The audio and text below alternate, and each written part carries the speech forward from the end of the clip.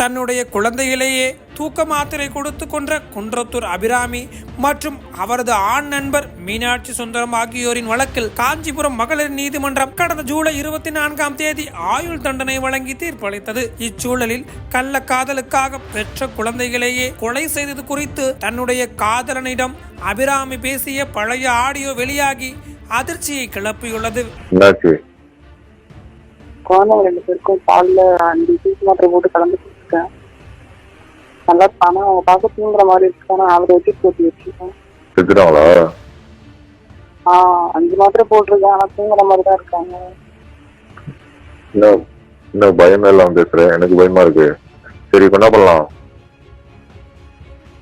என்ன பண்றது எனக்கு தெரியல. 2 பேரும் எங்க ஊருக்கு போயிடலாம். அது நான் உன்னை ஓடி போட்டுக்கோசம் என்ன பிளான் பண்ணேன். ஹவுஸ் ஓனர் இருக்காங்களா பாரு. அது 11 மணி ஆகுது. யாரும் அவங்களும் இருக்க மாட்டாங்க. யாருமே இல்ல வெளியே. யாரும் இல்ல. எனக்கும் ஹோட்டல்ல வேலை முடிய போகுது. முடிஞ்சிச்சு. நானும் வரேன். வீட்டுக்காரர் வருவாராக்கோ? வருவாரா என்னன்னு தெரியல எனக்கு.